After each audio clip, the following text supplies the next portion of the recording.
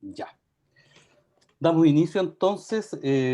Buenas tardes a todas, a todos quienes nos acompañan esta tarde desde la virtualidad y asincrónicamente con seguridad. En esta oportunidad, el grupo de investigación Memorias Colectivas del Biobío y el colectivo Bugambilias hemos coordinado nuestras acciones para presentar el libro El cuarto propio de Magdalena, Memorias de una luchadora.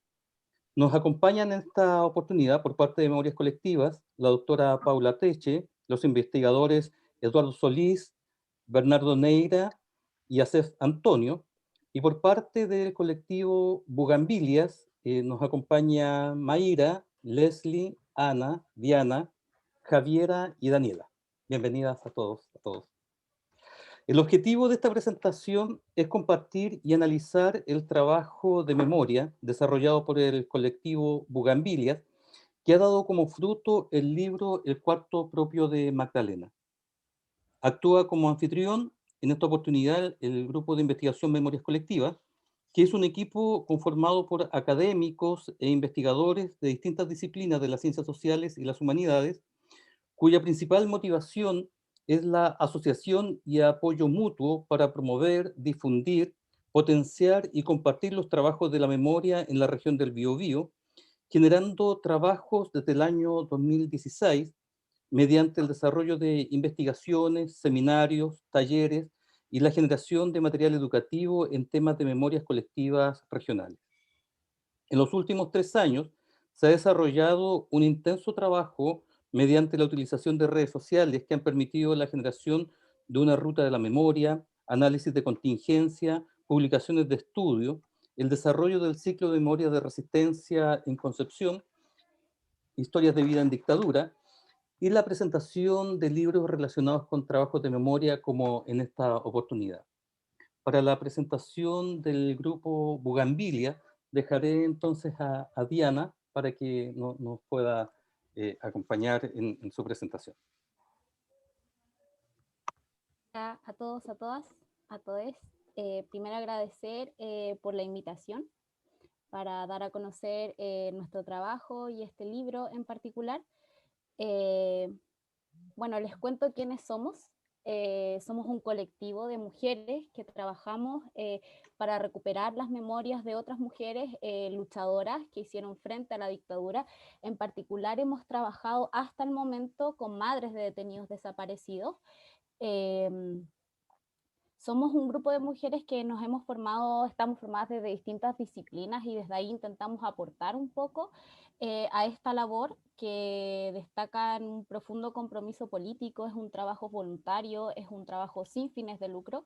Eh, Dentro de todo esto que llevamos trabajando, hemos decidido utilizar ciertas metodologías, las metodologías participativas para el rescate de esta memoria, por la posibilidad que ofrecen estas metodologías, estas herramientas para visibilizar acciones o personas, situaciones que han sido históricamente invisibilizadas, además también porque nos facilitan el trabajo con las madres, que son mujeres adultas, ¿cierto? Entonces hay que tener ahí cierta especificidad en el trabajo por la avanzada edad que tienen. Dentro de nuestra labor, bueno, está este libro que estamos presentando ahora, pero también hay otros trabajos que estamos llevando a cabo. Ya tenemos lanzado un fanzine que muestra uno de los puntos más importantes de nuestro trabajo, que es la inclusión de la ilustración dentro de esta como de vuelta del trabajo de investigación que hacemos. La ilustración es fundamental para nosotras porque nos permite generar productos de esta investigación que sean más amigables o más fáciles de leer, de conocer por generaciones más jóvenes, porque es de nuestro interés también generar una suerte de traspaso, ¿cierto?, entre las memorias de estas mujeres adultas, de estas madres, con generaciones mucho más jóvenes. Estamos hablando, no sé, por ejemplo, de secundarios o de escolares. Eh, eso, eso les podría contar por el momento. Ahí después en la presentación vamos a ir dando más detalles de lo que hemos hecho y del libro también. Muchas gracias, Diana. Bueno, pasemos inmediatamente entonces a la presentación. El libro, el cuarto propio de Magdalena, Memorias de una luchadora, que es una iniciativa por preservar y compartir las memorias de lucha y resistencia de Magdalena Navarrete Faraldo. Es un trabajo de memoria del colectivo Bugambilias. Figuran como editoras Rocío Almendras, Mayra Máximo y Javiera Velázquez.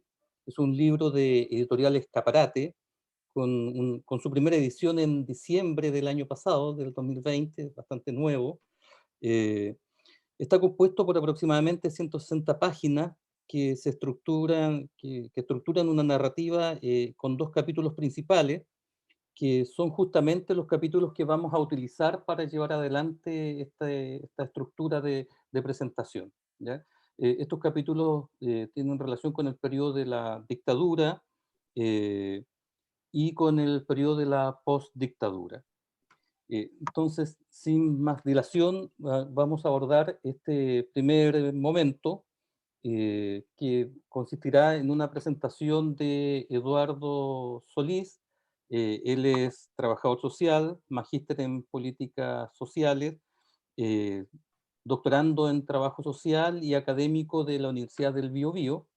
Va a hacer una reseña del capítulo por aproximadamente 10 minutos, y luego va a plantear dos preguntas para que desde el colectivo Bugambilias puedan también hacer uso de 15 minutos y también desarrollar los comentarios respectivos. Entonces dejo a Eduardo. Pediría entonces que apagáramos silenciáramos y dejáramos solamente a Eduardo. Eduardo, cuando te queden 2 minutos yo te voy a avisar, ¿ya? Ok, gracias, Guillermo. Bueno, primero que nada, buenas tardes a todas, a todos, a todes. Espero que, y bueno, gusto en conocer al colectivo Bugambilia, están haciendo una gran labor. Ha sido una delicia, la verdad, leer el libro y reconocernos también, nosotros como grupo de investigación en ustedes, porque finalmente somos todos, digamos, y todas personas que estamos tratando de reconstruir memoria, ¿no? Y creo que eso, en un momento de tanta amnesia colectiva, se torna cada vez más necesario. Así que primero agradecer eso y darle las gracias por eso, ¿no? Por ese trabajo que están haciendo. Voy a voy a permitirme, con el permiso de ustedes, leer. Es bien breve, pero me parece a mí que quise con esto rescatar algunos elementos que a mí me parecieron interesantes, sobre todo en el primer capítulo del libro, que tiene que ver precisamente con la dictadura militar, ¿cierto? Y la resistencia durante la dictadura militar, que además es un tema que, como nosotros, como les decía, como grupo de investigación también estamos abordando. Así que me parecía súper interesante también desde ahí, ¿no? Hacer el análisis. Lo primero que quiero decir es que voy a tomar una frase textual que plantea Magdalena Navarrete en su presentación, y a partir, que me parece súper importante, porque a partir de esa frase quiero también estructurar lo que voy a plantear, ¿no? Y dice Magdalena que lo que va a relatar son experiencias sin orden ni fechas precisas, dice Magdalena. De algunas de ellas conservo solo trozos en mi memoria, ¿ya? Y a mí eso me parece muy importante por dos razones, y a partir de eso quiero destacar algunas cosas, ¿ya? Lo primero, en primer lugar, la idea de que la construcción de memoria no pretende la búsqueda objetiva de una verdad, ¿no? Tal como recuerda Joel Candó, aunque la historia y la memoria son representaciones del pasado, la historia tiene como objetivo la exactitud, ¿no? En cambio, la memoria solo pretende ser verosímil. Bueno, no quiero extenderme, por cierto, en esta relación historia y memoria, que es muy extensa y nos llevaría mucho tiempo, ¿cierto?, abordarla. Solo quería hacer esa acotación. Esto no debe entenderse en absoluto como si los datos, las fechas, los nombres no fueran importantes, ¿ya? De hecho, el 16 de noviembre de 1964 queda grabada en la memoria de Magdalena como marca de fuego, ¿no? Como una marca indeleble. Por lo tanto, siendo importante, para el proceso, sin embargo, de construcción de memoria, generalmente quedan relegados estos datos, ¿cierto?, a un rol más bien secundario. Hay una frase que expresa el protagonista de la novela Formas de volver a casa de Alejandro Zambra, que dicho sea de paso, un libro también, ¿no? que habla sobre memoria, ¿no? Eh, y que me hace mucho sentido al respecto. Dice Alejandro Zambra, ¿cierto?, el protagonista de su novela, que de alguna manera es el mismo, porque es autobiográfica, ¿no? Dice lo siguiente: ha llegado el tiempo en que no importan las películas ni las novelas, sino el momento en que las vimos y las leímos, dónde estábamos, qué hacíamos, quiénes éramos entonces. Y creo que de alguna manera esa advertencia que nos hace Magdalena de que son experiencias sin orden ni fechas precisas, tiene que ver con eso, ¿no? Con que efectivamente a veces vamos a ver que los datos no son totalmente exactos, que las fechas a lo mejor pueden traslaparse un poco, pero en el conjunto la lectura es un poco lo mismo porque la significación, ¿cierto?, de la memoria va en otro sentido, ¿no? Así que eso es un primer punto que quiero hacer notar, porque luego voy a hacer algunas reflexiones sobre eso también, y las preguntas que voy a hacerle también al colectivo tienen un poco que ver con eso. En segundo lugar, y tal como expresa Magdalena, y que las mismas autoras además enfatizan cuando aluden al filósofo José Manuel Pardo, esta idea de que la memoria, los recuerdos aparecen en fragmentos, en trozos. Bueno, Alicia Garner, por ejemplo, también sostiene que la memoria se presenta segmentada, ¿no? Y que los recuerdos aparecen como fragmentos, aun cuando ella agrega además que la memoria, cierto, cobra significados diferentes según los contextos. Feuerstein también, por su parte, sostiene que lo que se produce, dice Feuerstein, son escenas, o sea, un conjunto de percepciones y estímulos a las cuales se le otorga sentido. No son escenas difusas, no son escenas que se le otorga un sentido. Pues bien, esta fragmentariedad, para Beatriz Sanlo, por ejemplo, es un rasgo del relato y del carácter lacunar de sus fuentes, ¿no? Y efectivamente nosotros vemos ese carácter lacunar cuando se producen ciertas omisiones, ciertos olvidos que son propios también del relato. Eh, a mi juicio, no hay mejor expresión de este carácter de fragmento y retazos que las arpilleras, ¿no? Las arpilleras de la cual forma parte, ¿cierto?, todo el proceso que van a estar trabajando, ¿verdad?, con la vicaría, con el Comité Pro Paz primero, son un ejemplo claro de eso, porque precisamente las arpilleras van a constituir el relato con que muchas mujeres van a ir construyendo sus memorias, sus recuerdos, sus dolores y sus esperanzas.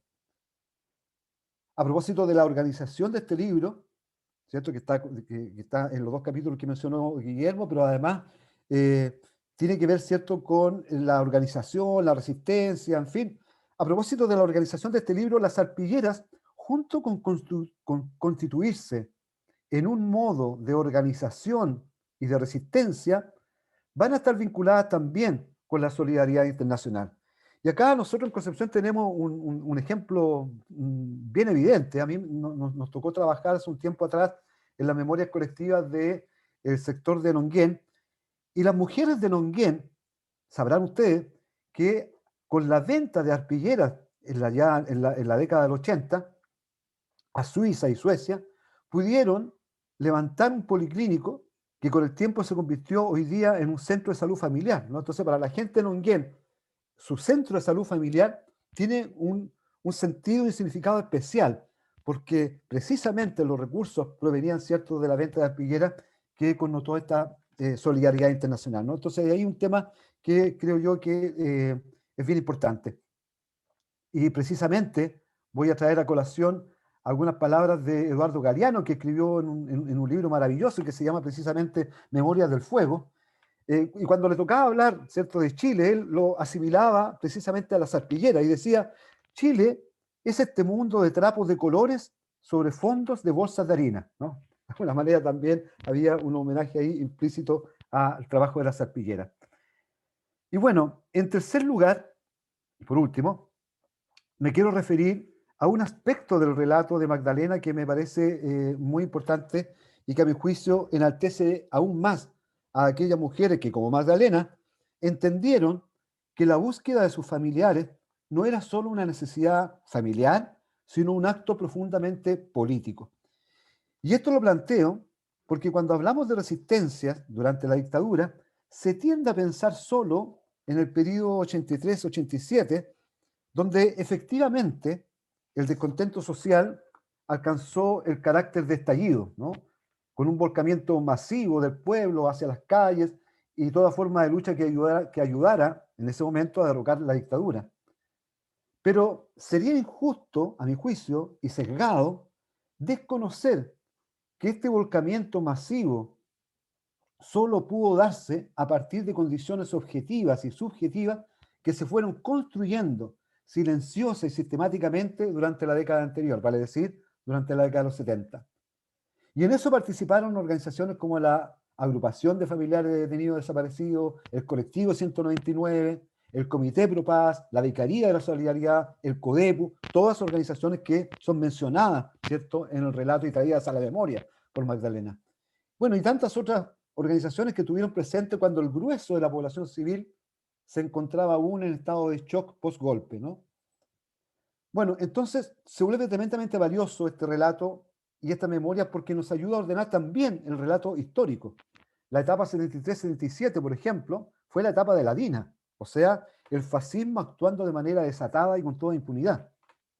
Por cierto, el Comité Pro Paz primero y la Vicaría de la Solidaridad después se van a constituir en un espacio de encuentro y de resistencia que va a posibilitar la proliferación de talleres de arpilleras y otras artesanías en distintas poblaciones, donde se va a instalar la necesidad de organizarse y luchar contra la dictadura. Por lo tanto, lo que quiero enfatizar es que en el estallido 83-87 o el estallido 83-87 no hubiera sido posible sin el trabajo permanente y comprometido de estas organizaciones que nacieron en el contexto de defensa de los derechos humanos. Finalmente, con esto me despido, quisiera usar palabras de Elizabeth Yellin para decir que hablar de memorias significa hablar de un presente. La memoria, dice Yellin, no es el pasado, sino la manera en que los sujetos construyen un sentido del pasado, un pasado que se actualiza con el presente y con su futuro deseado en el acto de rememorar, olvidar y silenciar. Bueno, eso era unas reflexiones, ¿no?, que me surgían un poco a partir de la lectura de ese primer capítulo, y a partir de lo cual también me gustaría dejarle formuladas dos preguntas al colectivo y que tienen un poco relación con lo que acabo de plantear, ¿no?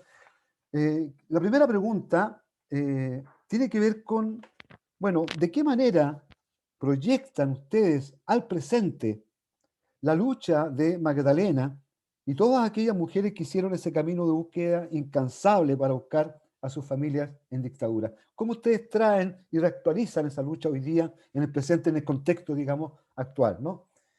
Y lo segundo, la segunda pregunta, es que asumiendo que la memoria de Magdalena constituyen fragmentos, ¿sí?, de una historia de resistencia y lucha en dictadura, me pregunto y pregunto, ¿qué otros relatos, qué otros fragmentos, ¿sí?, ustedes creen que son importantes traer al presente y que no deben caer en el olvido? Muchas gracias. Muchas gracias, Eduardo. Bueno, inmediatamente dejamos el espacio a Mayra y al colectivo en general. Me da la impresión que ya tienen la posibilidad de compartir pantalla, si fuera así como para que lo pudieran revisar. Y bueno, les dejo con los 15 minutos. Yo les voy a avisar si es que no estamos excediendo con los tiempos, con el tiempo suficiente para que puedan cerrar también la respuesta. Vale, gracias Guillermo. Gracias Eduardo también por las reflexiones que fueron compartidas y nos hace reflexionar también otra vez más sobre nuestro trabajo, las implicaciones en los procesos más que nada de las memorias de Magdalena y es la idea también de la difusión, de divulgar estas memorias es justamente situarla en procesos y que sea útil, por decir así de alguna manera, en el proceso presente. La idea de publicar un libro con memorias de Magdalena y como demás trabajos que hacemos con rescatar las memorias de mujeres que se organizaron ahí en los 70, es justamente respondiendo a cuestionamientos nuestros que están en el presente. Voy espérenme un segundo para compartir bien la presentación, para que se vea bien.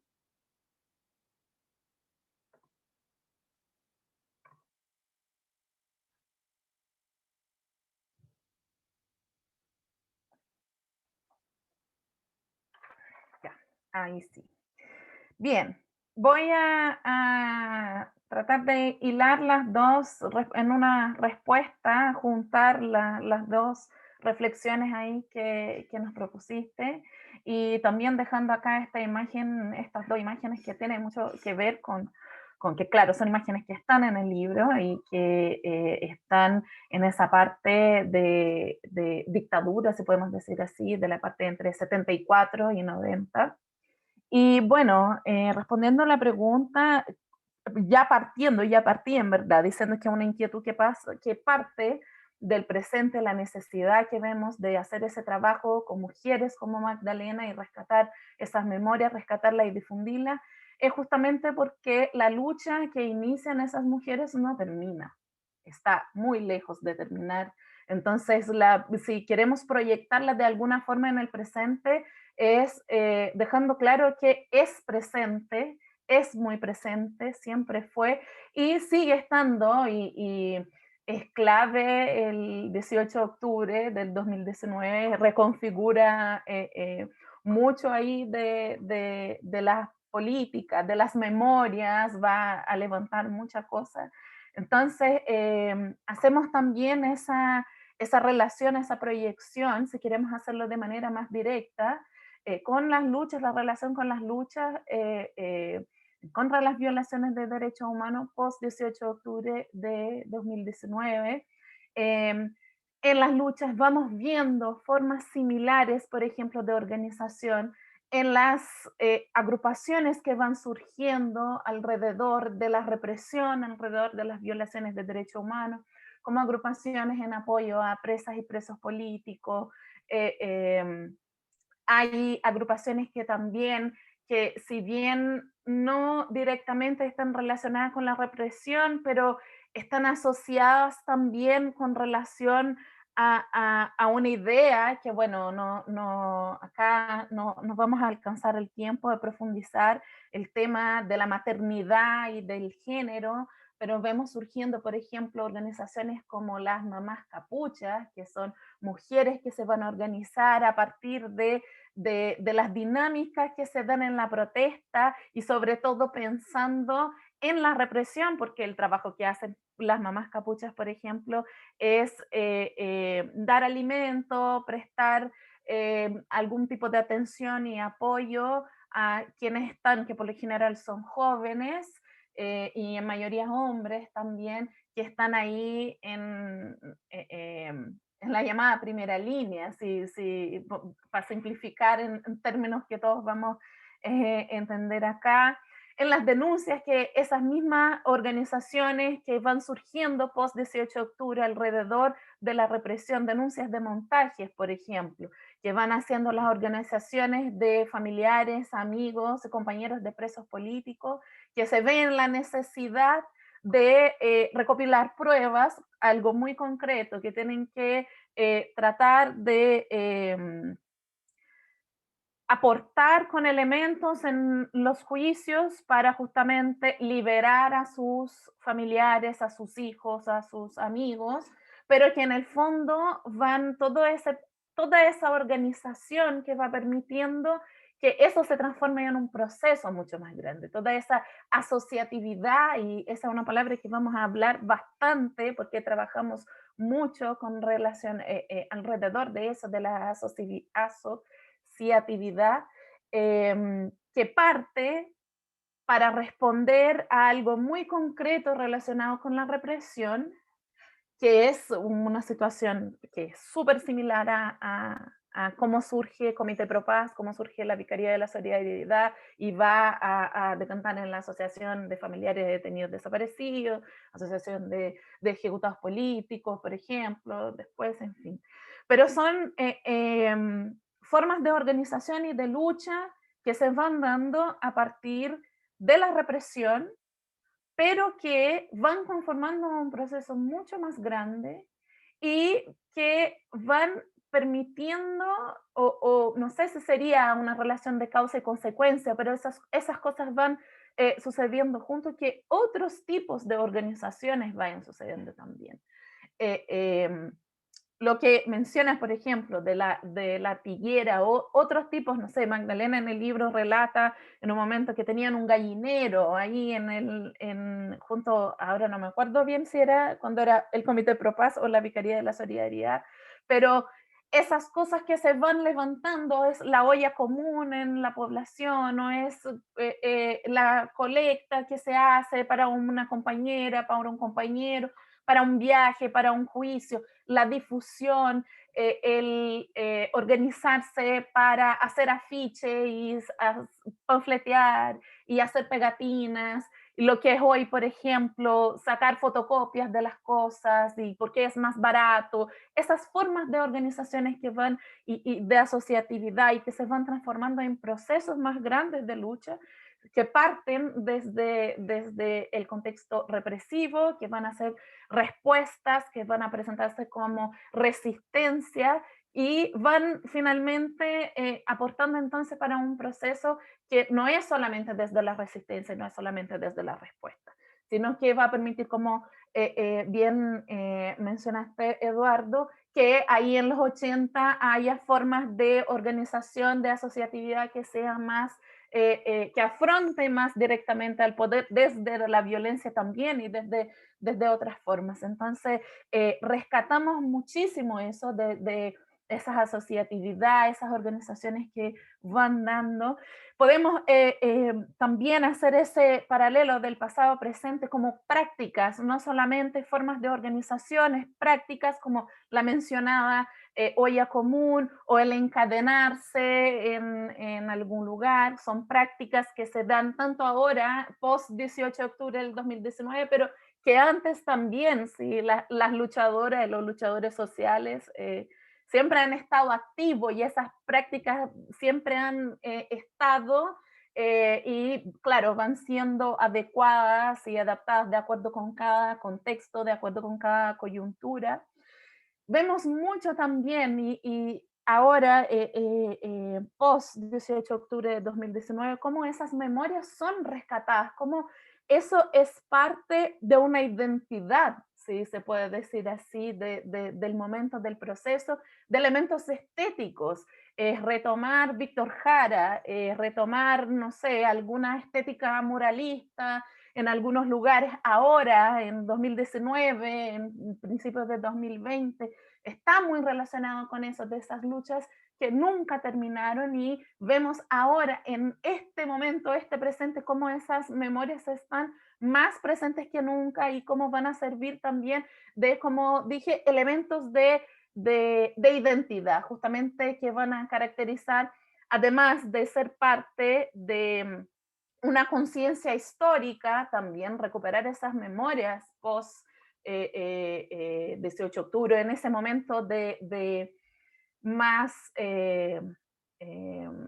no sé, agitación, ese momento que está todo muy latente o todo muy candente, volver a esa estética, por decir así, a esos elementos que son de allá, desde antes incluso, estamos hablando de elementos de la unidad popular, por ejemplo, de figuras de la unidad, mencionar Víctor Jara, por eso también. Entonces, son elementos que hacen parte de de ese trabajo, como que van dando cuenta de las memorias como están diluidas, pero a la vez pueden florecer y que van dando identidad, que son elementos de una conciencia histórica, pero también que conforman una identidad de organización, de lucha, una identidad del momento político también. Y claro, esa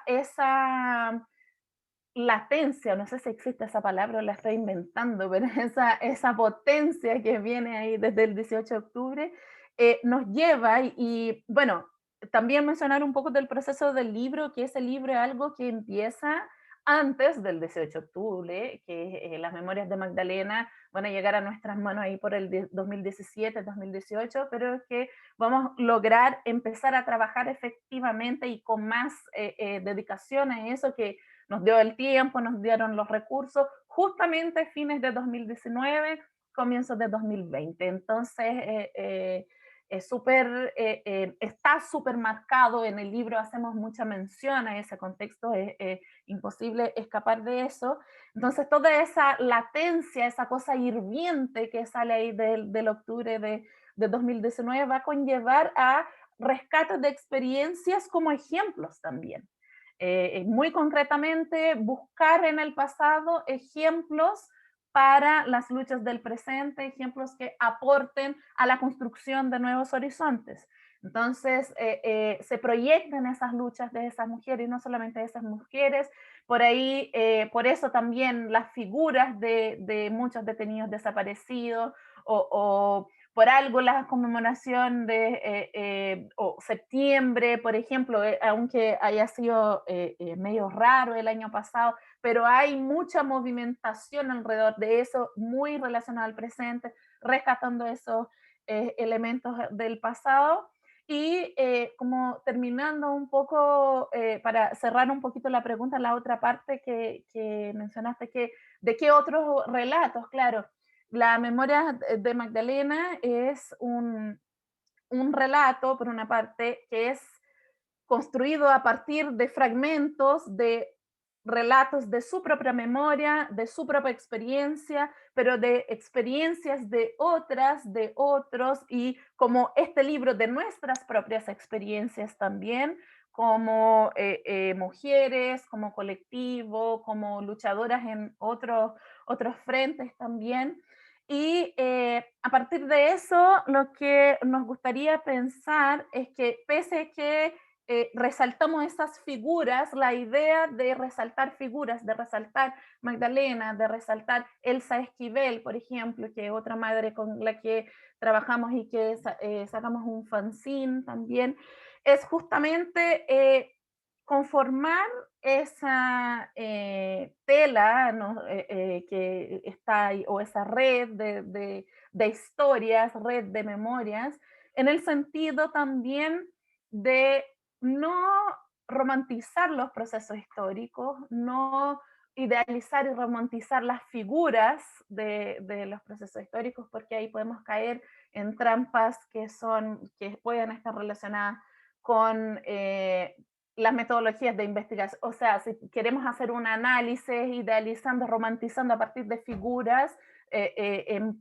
específicas, podemos caer tanto en equívocos de análisis políticos, históricos, como también en trampas políticas ahí de generar ciertas figuras que son más relevantes que otras, ciertos caudillos que suelen darse en algunos espacios.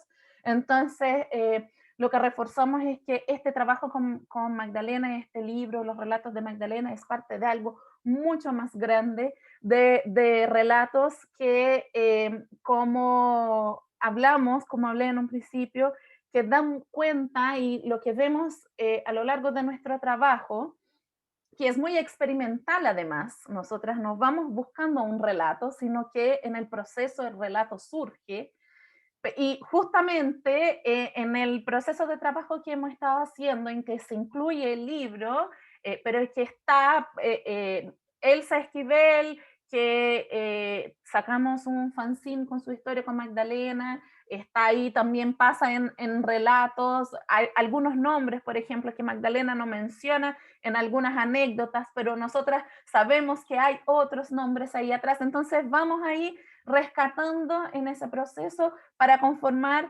esta tela de asociatividad y los relatos, entonces buscando no centrarnos en figuras específicas, en no idealizar procesos. No, ahora en este momento, a partir de lo que hemos levantado con los trabajos que hemos hecho, es justamente centrarnos en relatos relacionados a asociatividad, como tenemos una perspectiva también que lleva en cuenta los roles de género, por ejemplo, las características de género, es una decisión política levantar memorias de madres, porque son mujeres que en general están relevadas al rol que es muy victimizante de madre, de pobres mujeres, pobres señoras que están buscando por sus hijos.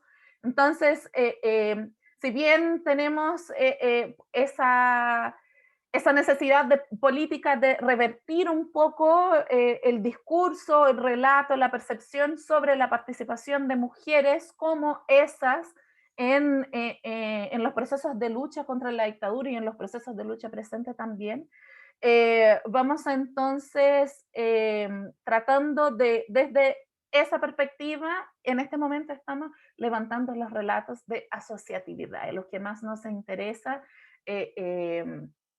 Claro, son personas, estamos hablando de personas, estamos trabajando con personas, entonces tenemos que levantar figuras, pero nuestra idea es justamente, y reforzamos eso, la necesidad también, pensando en que a lo mejor quienes leen el libro, quienes están viendo esta presentación, están también en trabajos de memoria, en trabajos de rescate de memoria, pero siempre tratamos de pensar en la asociatividad, en la organización, en levantar esos relatos desde la perspectiva que sea, desde la perspectiva de género, desde la perspectiva de clase, que también nos marca muchísimo, pero pensando desde la asociatividad, las formas de organización, repitiéndome un poquito, para dar cuenta justamente de esos procesos que son cosas mucho más grandes, complejas también, que algunas memorias.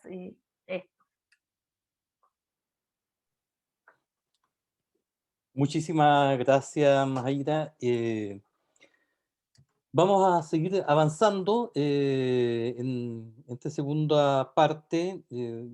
La idea es también poder dejar el espacio para que puedan también cerrar con el periodo de la postdictadura. Y en ese sentido, quiero dejar con ustedes a Bernardo Neira, que también es investigador de nuestro grupo. Bernardo es sociólogo, magíster en políticas sociales y desarrolla labores docentes en la Universidad de Concepción y la Universidad Andrés Bello. Él justamente va a comentar este capítulo de la postdictadura.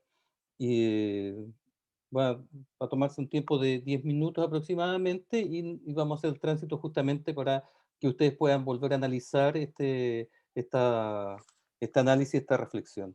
Bernardo, dejo entonces, tú tienes la posibilidad de hacer tu presentación. Así es. Perfecto. Muchas gracias.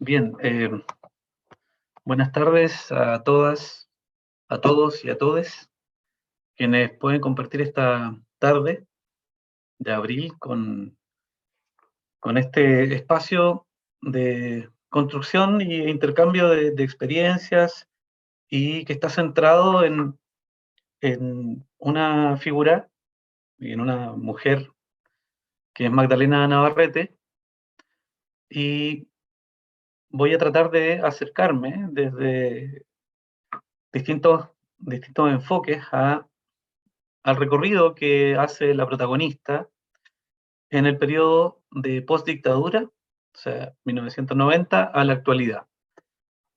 Aprovechándome también de esa segunda parte del libro, que es una construcción, ¿cierto?, en el enfoque de investigación participativa, y donde también en el relato que se va armando pieza por pieza con Magdalena, las autoras también realizan y tienen esta también habilidad en colocar también a esta narradora, que a la vez es heroína y también a la vez es protagonista de un periodo histórico, ¿sí? Y un periodo histórico importante, ya que es la continuidad de las luchas de Magdalena y de muchas mujeres y de un pueblo entero por volver a recuperar la dignidad.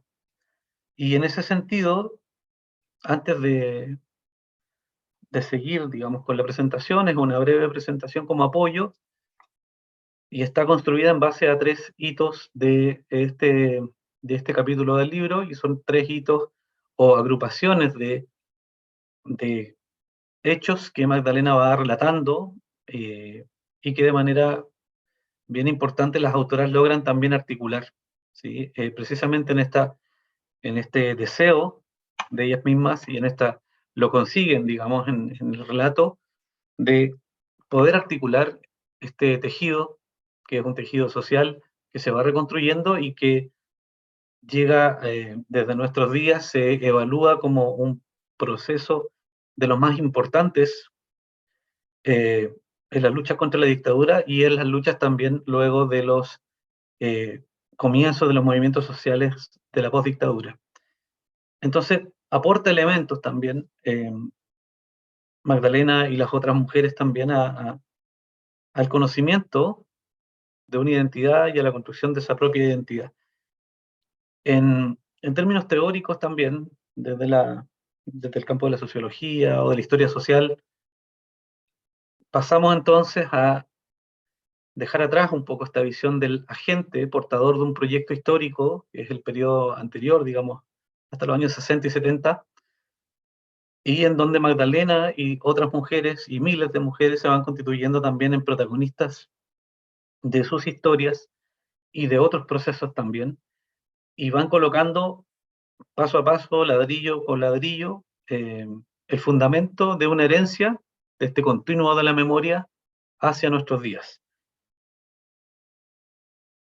Entonces, el primer hito es la continuidad de sus luchas, ¿sí? Y lo planteo en plural porque es la lucha de Magdalena y es la lucha de miles de mujeres y de familias también que continuaron no solamente con la búsqueda, sino que con la necesidad imperiosa de manifestar el deseo de una sociedad libre, el deseo de también la dignidad expresada en una forma de vida y en una vida satisfactoria para todos aquellos que compartían estos espacios de lucha, de construcción, de complicidad. Entonces, vamos a ir elaborando, y en este primerito destacar que la protagonista sigue buscando a Sergio, a su hijo, por otros medios. Entonces, es bueno mirar esta primera acción que ya hace la vuelta a la democracia, esta democracia pactada, como las autoras mencionan, la búsqueda de Sergio en publicando una foto de su hijo en un diario de circulación nacional, y en donde logra convencer o sensibilizar a quien la recibe en ese diario de publicar algo que para la época era bastante extraño, ¿sí? O más bien no se tomaba en cuenta, y era publicar la foto de un detenido desaparecido, y con eso ella logra también dar continuidad a su lucha por otros medios, ¿sí? Por otros medios, en este caso un diario de circulación nacional, y eso trae sus consecuencias inmediatas porque la ubican, la comienzan a llamar y la presionan nuevamente, la amenazan de que no siga buscando a su hijo, sino también le puede pasar algo parecido o algo peor. También en este primerito, en la continuidad de las luchas, ella refiere y recuerda, entre otras cosas, las protestas en el Tedeum, cuando el dictador, que era comandante en jefe del ejército todavía, y lo fue durante un largo periodo de 8 años, llegaba con su comitiva, y ella recuerda el grito de miles, el grito de asesino, y eso lo refiere y lo marca muy bien en el relato. Asimismo, destaca la campaña internacional por la anulación de la ley de amnistía, que fue un trabajo enorme, que no solamente fue desde el exterior, sino que desde el interior del país, por seguir defendiendo la memoria, seguir en este empeño de que no podía quedar impune, ¿cierto?, todos aquellos crímenes de la dictadura. Segundo hito en este capítulo, que pasa por la ruptura de la organización, que era la Agrupación de Familiares de Detenidos Desaparecidos, creada muchos años antes, y se llama el hito ruptura y reorganización. ¿Sí? Hay una separación en dos grupos de la agrupación inicial y se crea en 1992 la Agrupación de Familiares de Detenidos Desaparecidos, como vemos en la imagen, la línea fundadora, y con la estrella ahí marcada en un lienzo. En la imagen podemos ver una marcha, una de las tantas marchas donde participaron. Y esto se va dando cuenta públicamente, ¿cierto? Y desde un origen, este origen es que 38 familiares de 38 desaparecidos y desaparecidas se organizan para continuar en este espíritu de la agrupación de familiares, el espíritu original, ¿cierto? Que era precisamente la construcción de identidad, de acción política, no importando el origen político o de organización o de partido político de donde vinieran los familiares, sino que el objetivo era uno solo, que en la búsqueda se fuera constituyendo una organización más grande y con eso también se aportara a la lucha de todo un pueblo. Por eso quizás hay detalles que aparecen en el libro que es bueno y recomendable leer de las causas por qué se produce esta división, pero referir solamente una cosa que puede ser cotidiana y puede ser quizás algo básico, pero es muy, muy importante mencionarlo, que la causa que Magdalena relata es que una parte de la organización, de la agrupación de familiares, cuando estaban todavía todos juntos, les niega las colaciones a algunas familias, entre ellas la de estas 38 desaparecidos y desaparecidas, por una decisión que no habían inconsulta y que no todos se enteraron, pero sí un día llegan y se les niega ese vale de colación, y eso era muy importante para la época, ¿cierto?, para sostener la lucha, el alimentarse, el poder con ese pequeño aporte llevar adelante todo el día, ¿no? Sobre todo en las familias que eran o donde las mujeres tomaron el protagonismo de llevar adelante esta búsqueda y esta lucha. Entonces también aquí hay un hito, dentro del hito de ruptura y reorganización, esa agrupación que va creciendo, que logra incluso volverse independiente de la propia Vicaría de la Solidaridad, por lo tanto del arzobispado, se vuelve independiente de la iglesia, dice Magdalena. Entre otras cosas, organizan un aniversario del grupo de los 119 detenidos desaparecidos por la dictadura en el Teatro Cariola, y es un hito, algo importante, algo fundamental que ella recuerda, ya que eso implicó un gran trabajo de pegatina de afiches en las calles, de juntarse con más gente, de ir a radios comunitarias y varias actividades que fueron desarrollando para llegar a repletar el Teatro Cariola. Quedó gente afuera, dice, para recordar y conmemorar a sus familiares detenidos desaparecidos. También algo relevante es la participación en el Foro por la Democracia, que en 1995, con varias otras personas y activistas, entre ellos Manuel Cabieses, se conforma el Foro por la Democracia para confluir distintas organizaciones en la búsqueda de un Chile democrático y que llevara adelante las transformaciones que estaban pendientes y que se habían eh, negado, en cierta manera, por el primer gobierno de transición.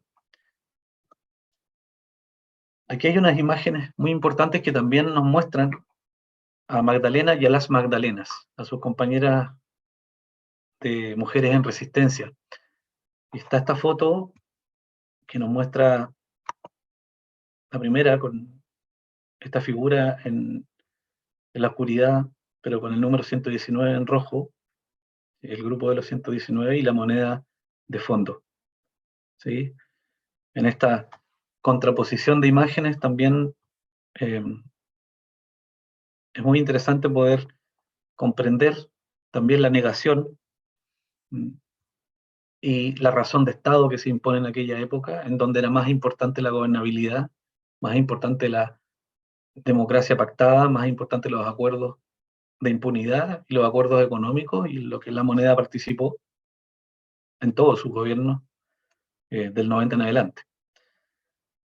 Este otro afiche que es muy significativo, y aparece la foto también de varios, sí, algunas de las personas del grupo del 119, de esta otra actividad familiar, y también acá, en una imagen más pequeña, una placa de la Casa de Tortura José Domingo Cañas, y la agregamos porque también ella participó en esta organización de la Casa de Memoria de José Domingo Cañas como una de las cosas en las cuales se articuló con más y más personas.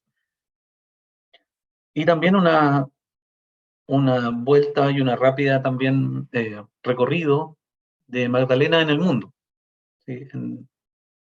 Como destaca también en el libro, este interés que parte con una conversación con un juez que, ante tanta impunidad y ante tanto conocimiento de las atrocidades de la dictadura y los crímenes, comienza también a ayudar a los grupos de derechos humanos, en este caso en el que participaba Magdalena, y mueve contactos para armar, ¿cierto?, y conseguir que un tribunal internacional que tenía un carácter simbólico, pero muy importante en los medios de comunicación europeos y en el mundo, juzgara, ¿sí?, y pusiera en público conocimiento todos los crímenes de la Junta Militar. Esto fue en el año 1990, y Magdalena viaja, ¿cierto?, a ese hito también, a esa actividad muy importante y que destaca en el libro.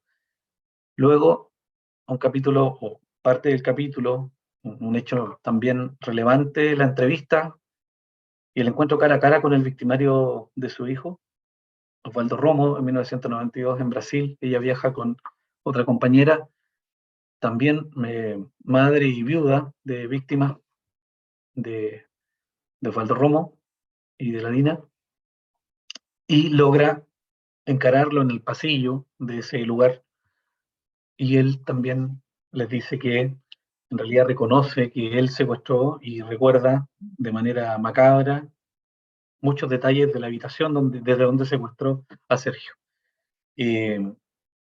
Luego, él, al regresar a Chile, obviamente no aporta en nada a la investigación de este y muchos casos más. Y finalmente, en esta parte, en esta vuelta por el mundo, el encuentro por la solidaridad con Cuba en 1994, donde Magdalena va como una delegación, parte de una delegación, y recuerda también el recibimiento muy, muy caluroso, ¿cierto?, de la gente en Cuba y de todos los delegados y delegadas que iban del mundo, miles de personas, a participar en este encuentro. ¿Sí? También fue relevante por la cantidad de contactos que logró hacer y dar cuenta también de lo que ocurría y seguía ocurriendo en Chile. Y finalmente, el tercer hito de este capítulo, que denominamos impunidad y negacionismo en la democracia pactada. Y aquí algunos elementos que están directamente relacionados con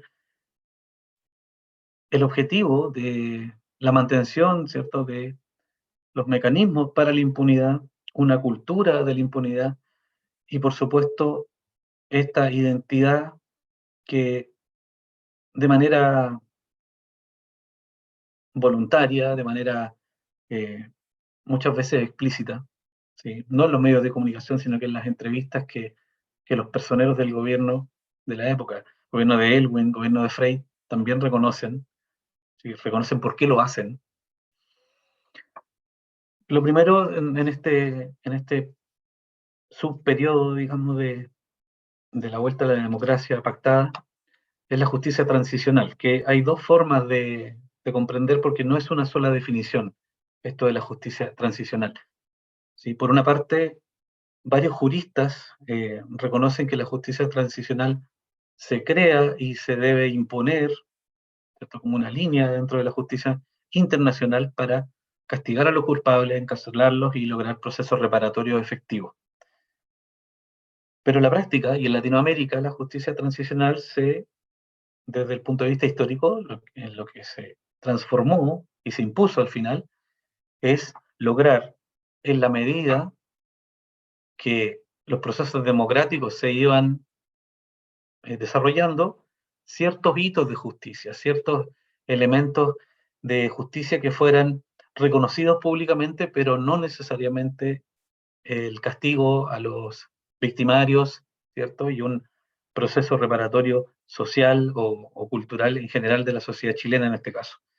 Por lo tanto, lo que hace el gobierno de Elwin y sus personeros es reducir la problemática, ¿sí? Reducir el nudo que Chile traía y que Magdalena en este libro va relatando, reduce la problemática a algunos casos de alta connotación pública y los demás, los miles de casos, lo que hace es ponerlos en carpeta, editarlos en tomos, ¿cierto? Como la comisión RETI, y no muestran los casos, no muestran las familias, no muestran los relatos de resistencia, de lucha, sino que muestra las víctimas agrupadas en varios tomos, ¿sí? De la colección de la comisión RETI, ¿no? Entonces ya no son aquellos luchadores y luchadoras sociales, ¿sí? Ya no es la lucha por una sociedad distinta, sino que son un número de casos agrupados, ¿cierto? Y que a lo mejor va a haber uno u otro juicio que dé cuenta de los grandes esfuerzos que se hacían en democracia en el gobierno de transición de Elwin y el que vino de Frey.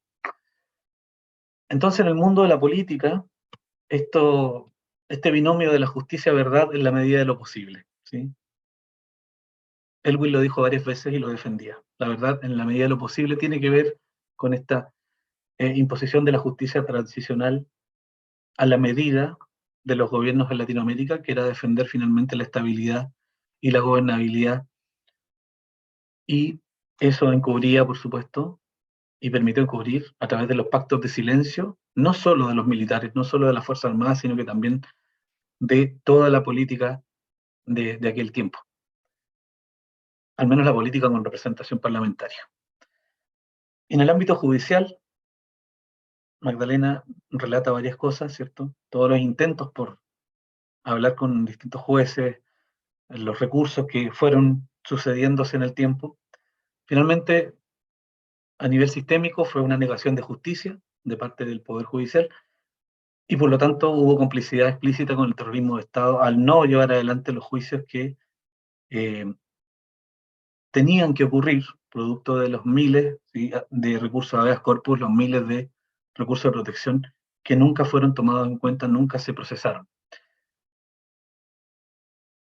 Y acá también mencionar, y para ir finalizando, la detención del dictador en el 98, y aquí agregamos este suceso como la esperanza traicionada, ya que lo que podría hacer la justicia internacional, ¿cierto?, con los jueces que logran procesar a Pinochet, finalmente toda la política en Chile se moviliza públicamente o de manera subterránea para traer al dictador de vuelta al país. Por eso colocamos la esperanza traicionada, ya que en muchas organizaciones de derechos humanos, en las familias también de luchadores, el que Pinochet fuera procesado en otro país, ¿cierto?, dio algo de esperanza a esas miles de personas. Pero todos los pactos de la clase política lo que hacen es traicionar esa esperanza. Finalmente, la mesa de diálogo, creada en el gobierno de Frey, 1999, el 2000, fue un proceso, por eso son 2 años que se mencionan ahí. El reconocimiento, por una parte, de un espacio, Magdalena y otras mujeres lo plantean así también, el reconocimiento de un espacio donde poner de nuevo el tema, ¿cierto?, públicamente en el ámbito nacional, el tema de los derechos humanos, los detenidos desaparecidos y las luchas que eran propias del periodo anterior.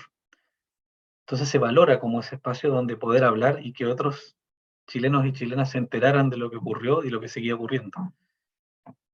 Y también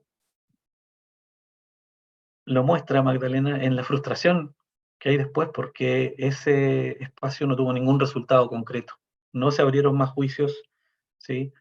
Y lo que siguió ocurriendo es que se judicializan algunos casos de alta connotación pública, y se siembra también lo que vino después, que es Punta Peuco, ¿cierto? Y lo simbólico de 4 o 5 altos mandos, ¿sí? de la represión, pero no hay más, ¿sí? Entonces, se abre un proceso, pero por otro lado se cierra en la práctica la posibilidad de la justicia. Finalmente, esta imagen es actual, ¿sí? Lo último, esto es hace un par de años atrás, y que tiene que ver con lo que dice, digamos, el lienzo: nuestros muertos no se negocian, ¿sí? Y es tan importante en el libro para Magdalena y para todos los ejemplos de aquellas mujeres en resistencia. Bien, con eso doy por terminado este análisis de este capítulo muy interesante que nos muestra los tremendos esfuerzos de lucha y de la resistencia en su continuidad, y por otro lado, la lápida que el Estado coloca, ¿sí? en todos sus actores, con todo su poder, sobre las luchas que se desarrollaron en el periodo anterior, que siguieron durante los 80, y que por supuesto en el primer gobierno de Elwin, y también mencionar que ese gobierno crea un dispositivo, un aparato de inteligencia militar y policial, y que durante los primeros años de la vuelta a la democracia también mataron personas, explosionaron personas, hicieron montajes. Por lo tanto, la continuidad fue de la resistencia, porque también hubo continuidad en la represión. Y eso, nuestra actualidad, ¿cierto? Sigue ocurriendo. Por lo tanto, este continuo debemos seguir, digamos, en este ejercicio de memoria, pero una memoria viva, porque nos permite estar alerta y seguir denunciando todos los atentados a los derechos humanos que siguen ocurriendo.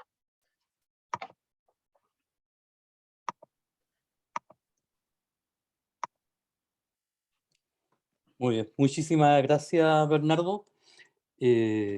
Como en la primera parte, entonces dejamos al colectivo Bugambilias para que puedan analizar. Bernardo, no, las preguntas no las señalaste. Sí, sí, dejé de compartir, pero son dos preguntas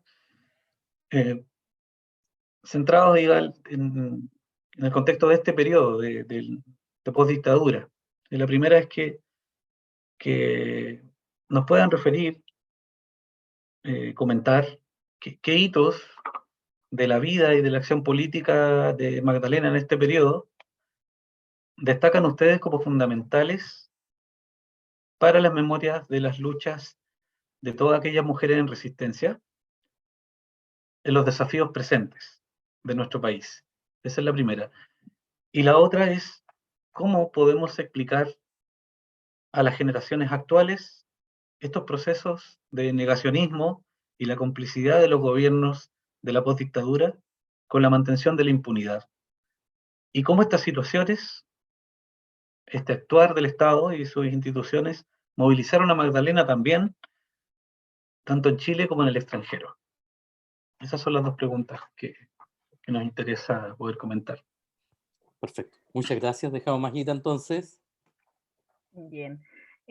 Bueno, aquí dejo también entonces estas fotos que están ahí en el libro, en esas partes de postdictadura, como nombramos, y respondiendo las dos preguntas de manera conjunta. Es difícil elegir un hito o algunos hitos, tanto de las memorias de Magdalena como de los que hemos levantado en esos trabajos que hemos estado realizando y que se cruzan todo el tiempo con las memorias de Magdalena, pero quisiéramos quizás destacar la entrevista con el Osvaldo Romo, con el Guatón Romo, que es un momento en que se enfrenta justamente, Magdalena se enfrenta con, no solamente en esta entrevista, sino varios otros, pero esta entrevista es muy fuerte, la manera como representa el enfrentamiento justamente ahí con el, con el victimario de su hijo, con una persona que va a volver a Chile con la promesa de que va a colaborar para encontrar el paradero de muchos de los detenidos desaparecidos, y no lo hace, es la impunidad misma en esa situación. Pero en general quisiéramos destacar en ese sentido, como pensando en las luchas del presente, pensando en el negacionismo, en negacionismo con relación a la dictadura, con relación a los derechos, a las violaciones de los derechos humanos y la negación de justicia que pasa por eso. Quisiéramos destacar eso, destacar esos momentos en que esas mujeres van a enfrentarse directamente con la institucionalidad armada en ese proceso, no sé si armado o finalmente solidificado, concretizada en el periodo transicional, en ese momento en que justamente se institucionaliza la impunidad, se institucionaliza el negacionismo, la no justicia, la no verdad, el secreto en ese proceso va a ser institucionalizado. Entonces, en ese periodo, no solamente refiriéndonos a la sofisticación, por ejemplo, de la represión, o a la... podemos hablar en grandes rasgos, la sofisticación de la represión en términos materiales, por ejemplo, vemos y hoy está más que claro cómo se usa de todos los elementos que tienen a la disposición, recursos financieros, recursos humanos, recursos intelectuales, si podemos decir así, o en el sentido de investigación y tecnología, muy enfocada en la represión, y en ese momento se va institucionalizando eso, cómo el sistema judicial también ahí se va terminando a estructurar a partir justamente del negacionismo, de la protección de los cómplices, sobre todo los cómplices activos, civiles, por ejemplo. Entonces destacamos esos hitos donde Magdalena y muchas otras mujeres enfrentan directamente esa institucionalidad con, en la intención, claro, de ese proceso de lucha, en conformar el proceso de lucha, pero podemos pensar como pequeños actos de justicia también, desde una manera muy íntima, de que Magdalena le grite asesino, varias personas le estén gritando asesino a Pinochet en un Tedeum, o que Magdalena le esté encarando a Osvaldo Romo. En ese sentido quisiera, y las compañeras me imagino que van a estar de acuerdo conmigo también, levantar un ejemplo también de un episodio, una experiencia que tiene que ver, que relacionamos con Magdalena que encara a Osvaldo Romo. Después, cuando el Guatón Romo ya está en Chile, sale una entrevista en medios internacionales y Magdalena escribe una carta al Mercurio y es publicada esa carta en el Mercurio como una respuesta a la entrevista. Pero también destacar en ese sentido una experiencia de Elsa Esquivel, que es madre de Luis Mahuida Esquivel, también mirista, detenido desaparecido el 74, que Elsa Esquivel en los 70 estuvo detenida, estuvo varios meses detenida, fue torturada, fue secuestrada también por la DINA, y en el primer gobierno de Piñera, Elsa se da cuenta, viendo tele o algo así, que Piñera nombra director de gendarmería a su secuestrador, y que después se va a descubrir también que una figura que está relacionada al caso de Goyados. Y a partir de la denuncia que Elsa realiza, el director de gendarmería va a ser destituido entonces algunos meses después. Entonces quisiera también relevar esa experiencia en ese sentido, de destacar esas que son esos confrontos muy directos de esas mujeres a los grandes poderes finalmente, a la institucionalidad y al negacionismo muy crudo en ese momento. Y pensando en las nuevas generaciones, claro, el negacionismo está, como ya dijimos, en todo ese proceso de transición, en la justicia transicional, y sigue, el Estado chileno es negacionista.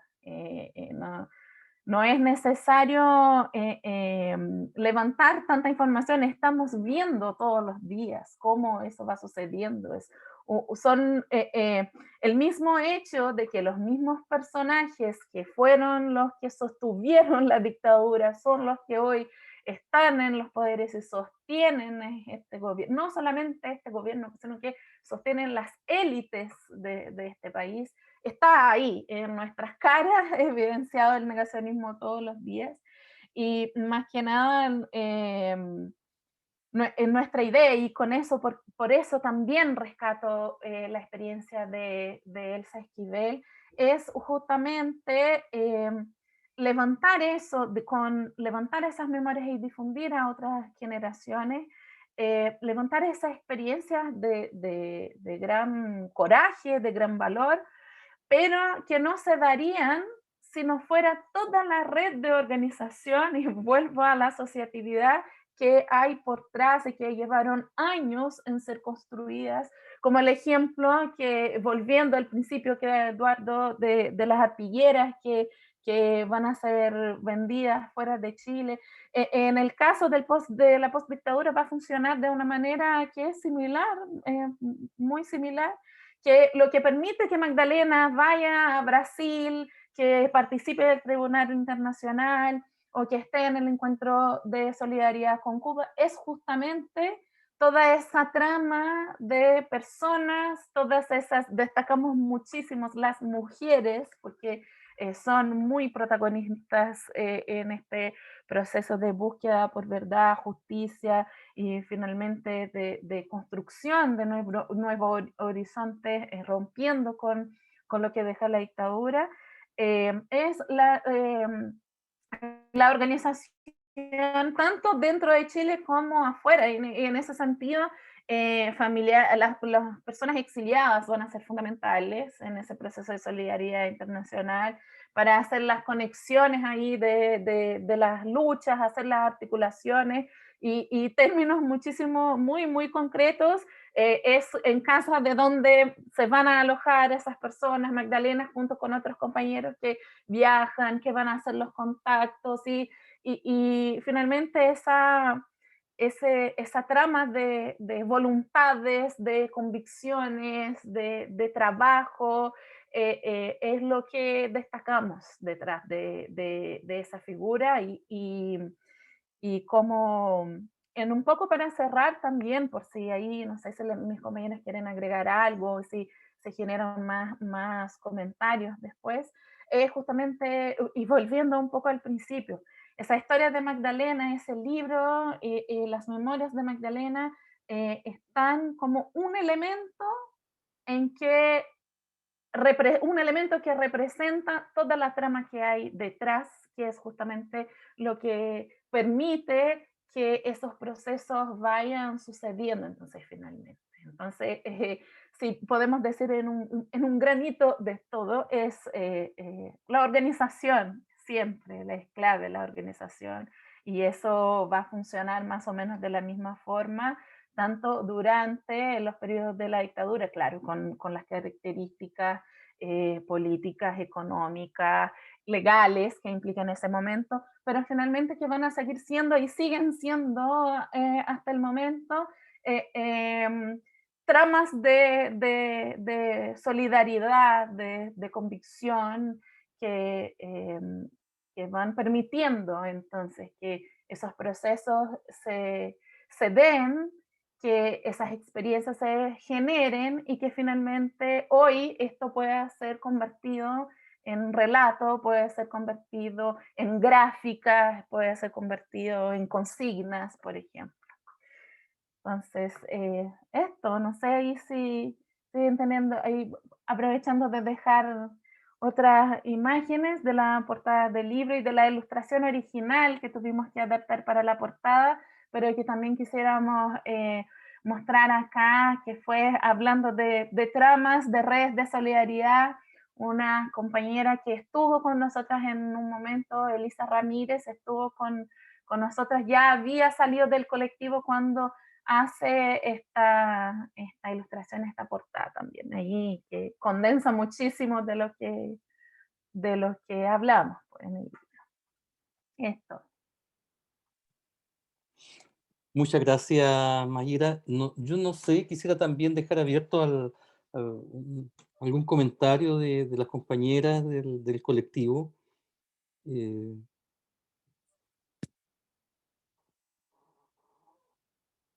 Si quisieran complementar algo, agregar algo. Yo quisiera leer un fragmento, hablando un poco también como más del trabajo que significó también la edición del libro, que fue como algo súper, de alguna manera, con mucha labor. Y por eso quería rescatar como un par de párrafos de las editoras, dos de ellas aquí presentes, que tienen mucho que ver también con esto de despersonalizar, obviamente, todo esto, todas estas luchas y trasladarla como a una concepción más macro. Y cómo esa concepción más macro termina hoy en día también repercutiendo a nuevas generaciones. Voy a leer entonces. Con la publicación de estas memorias apelamos a contribuir con el reconocimiento político y social de las mujeres que enfrentaron la tiranía del dolor, pena y rabia, pero también desde el amor, la solidaridad y la organización. El reconocimiento de la red de resistencia y reciprocidad descritas en el texto constituyen ejemplos para la organización social actual, permitiendo cargar con la memoria histórica para la construcción del presente y recordando a quienes hoy el negacionismo y la impunidad pretenden volver a borrar. Hoy que enfrentamos la herencia dictatorial más férrea, tomamos el ejemplo del ayer que quedó plasmado en la historia no oficial, esa historia que hoy se sigue escribiendo en las calles. Recordar es hoy simplemente imprescindible. Muchísimas gracias, Ana. Bueno, nosotros teníamos planificado también, y le habíamos pedido en ese sentido a Paula, que pudiera compartir una síntesis, una reflexión como para ir cerrando también esta presentación. Así que voy a darle su tiempo a Paula y de ahí yo vuelvo como para cerrar la presentación. Bueno, ahora sí que las puedo saludar con calma a todas y bueno, agradecerles esta tremenda entrega generosa que tienen con nosotros, digamos, de compartir este espacio y compartir también un trabajo que de alguna manera es un trabajo íntimo también, ¿no es cierto? Lo que significa, digamos, mostrar, claro, uno piensa solamente mostrar la historia de Magdalena, pero aquí también hay una intimidad puesta en juego, ¿no es cierto? Un trabajo colectivo, pero de todas maneras es una gran confianza que se hace, una entrega, digamos. Bueno, yo, un poco para no alargar tampoco esta presentación, quería como tomar algunos pequeños puntos. Primero, yo quería decir que de alguna manera lo que me impactó un poco de Magdalena, del relato, y bueno, fueron hartas cosas, pero voy a referirme a dos nomás. La primera tiene que ver como con esta resignificación del mundo que hace ella a partir de la desaparición de su hijo. Es decir, cómo su mundo se transforma, ¿no es cierto? Adquiere como o sea, las relaciones cotidianas, incluso ella lo habla a propósito de sus vecinos, por ejemplo, dice, ¿no? Cómo los vecinos, cómo el mundo empieza a cambiar, ¿ya? Y en este cambio de mundo, digamos, porque uno puede pensar también en la desaparición, ¿no es cierto?, como algo exterior, en este caso se pierde el hijo, ¿no? Pero también en esa desaparición también hay algo de ella que se pierde, ¿ya? Y este mundo, como, digamos, tan familiar, tan cotidiano, ella también lo dice, empieza a dejar como de preparar la once, de qué sé yo, y ella, ¿no es cierto?, su mundo se trastoca y tiene otra sensibilidad, ¿ya? Y eso lo encontré como súper, digamos, aleccionador, porque también es como una experiencia de lucha, ¿no? O sea, cómo se puede ver el mundo, en este caso, a partir de tener un hijo desaparecido, ¿ya? Y enfrentarse con eso, digamos, porque ella también, digamos, tiene esa fortaleza, de enfrentarse con la pérdida de una manera tan, digamos, de frente, ¿ya? O sea, no huyendo del dolor, ¿ya? Eso fue algo que me impactó. Segundo, también el tema de la institucionalidad, que también se ha hablado acá, ¿ya? Y claro, o sea, en el sentido de que ella rompe muchas veces con la institución, ¿ya? Con la institución entendida como la familia, por ejemplo, también rompe con este grupo, ¿no es cierto?, que en el fondo ella estaba participando, pero ella logra, porque uno podría pensar, ¿no es cierto?, como en la típica figura de la mamá, ¿no es cierto?, que pierde a su hijo y que le da miedo volver a perder, ¿no? Y ella toma el riesgo igual, a pesar de lo que eso significa, ¿ya? Volver a perder y enfrentar la pérdida, incluso atreverse, ¿no es cierto?, a formar nuevamente un colectivo, que también es una forma, ¿no es cierto?, de valentía y de coraje, finalmente, ¿ya? Eso también lo que habíamos hablado acá.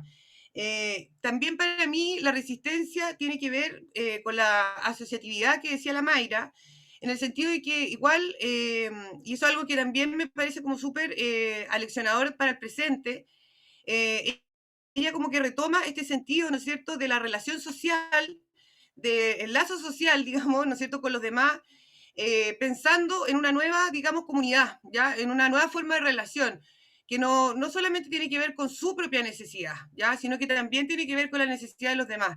Entonces, para mí, igual, eso es como hacer también una forma de resistencia política, en el sentido digamos, de desafiar, ¿no es cierto?, esta cultura ya individualista, ¿no es cierto?, en la que se empieza a instalar, ¿ya?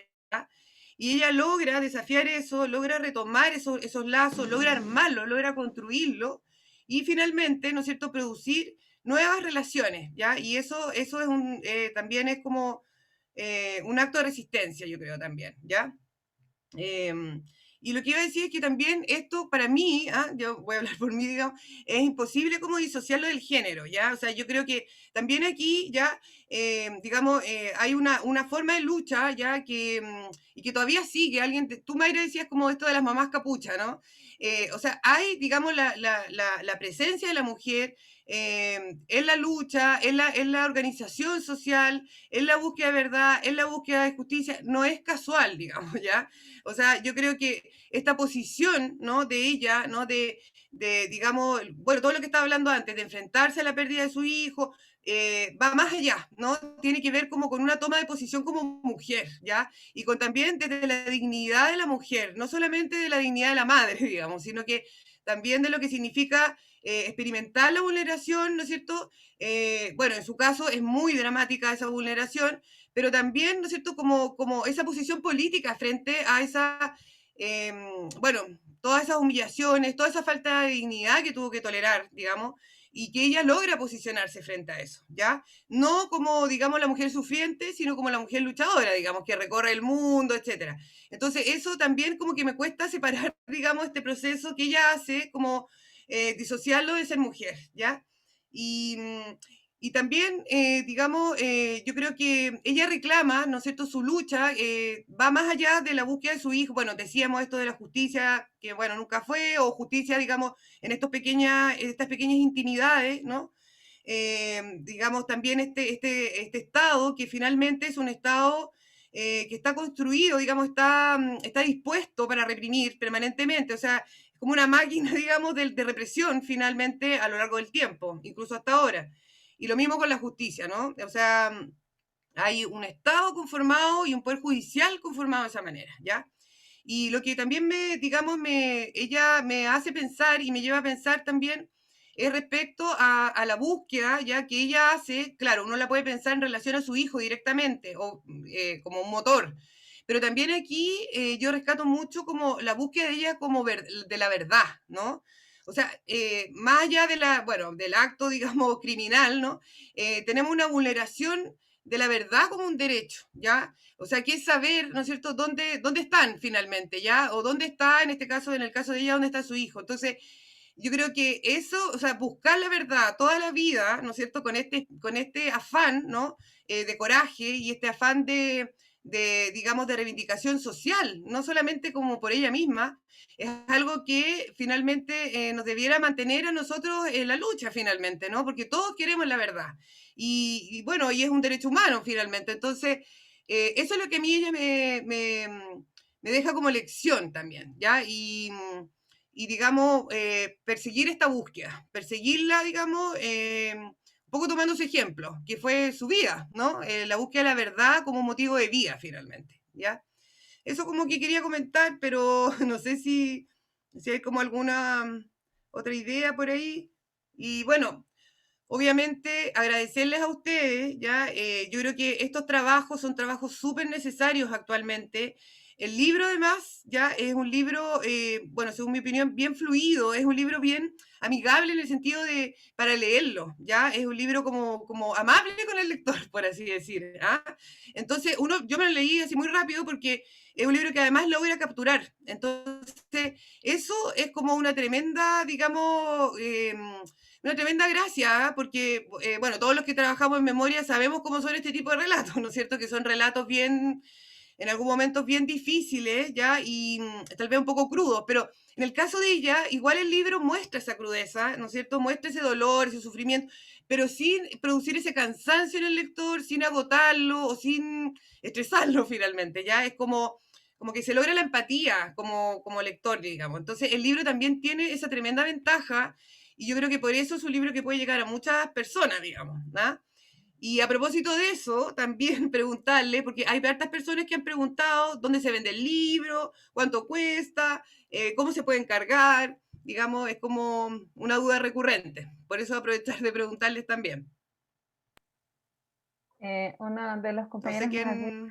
preguntado en el principio y están agotados los libros. Sí, vendimos todos los ejemplares y no tenemos previsión de cuándo sacar más porque como somos un colectivo autogestionado depende de plata, depende de tiempo, de trabajo en toda la distribución y todo eso. Entonces, hasta el momento, prestado, pidiendo prestado, los demás se pueden conseguir. Ya. Ojalá que pudiera reproducirse, porque también, digamos, bueno, además, debo decir que igual la figura de ella, ¿no es cierto? Bueno, nosotros como somos de Concepción, digamos, ella igual es bastante conocida, ¿ah? Entonces, por las agrupaciones, digamos, y había como harto interés en leer sus memorias, entonces, no sé, ojalá que pudiera estar esa posibilidad. Esperaremos la segunda edición, Claro. una segunda edición. Perfecto. Muchas gracias, Paula. Y la verdad que para cerrar yo quisiera sumarme a los agradecimientos. Ya, primero agradecer el espacio compartido y creo que es parte justamente de estos trabajos de memoria, la resignificación de la asociatividad que estábamos hablando recién. Ya, este espacio compartido por dos grupos que trabajan justamente temáticas de memoria y que están justamente tejiendo complicidades para poder apoyarnos, apalancarnos en estas posibilidades y en estos trabajos que, como bien decía Paula, sabemos que son complejos, son difíciles, pero son absolutamente necesarios, ¿ya? Eh, lo segundo, agradecer también por el producto, por el libro propiamente tal. Para nosotros como grupo de investigación llevábamos ya unas semanas trabajando justamente este espacio de presentación del libro y nos significó también algunas conversaciones y reflexiones en el ámbito de irlo preparando, pero también nos iba abriendo otros espacios de pensar los trabajos de memoria. Y finalmente, dejar establecido este espacio de trabajo conjunto. Yo creo que es más que nunca necesario que los trabajos de memoria que vayamos desarrollando los podamos ir compartiendo, ir visibilizando. Nosotros tenemos un espacio donde va a estar justamente esta presentación y que ponemos también a disposición de otros trabajos que ustedes nos iban señalando y de presentar los trabajos que ustedes están haciendo, ¿ya? Entonces, la idea justamente es esa, ir generando estas complicidades, esta asociatividad qué es lo que Magdalena nos va relatando justamente en todos sus trabajos, y es quizá el gran espacio de construcción de una memoria en el presente. Así que muchísimas gracias, un gran abrazo, y nos estaremos viendo en un próximo trabajo conjunto. Nos vemos, que esté muy bien. Muchas gracias. Gracias. Que estén bien. Gracias. Chao a todas y Gracias. todos.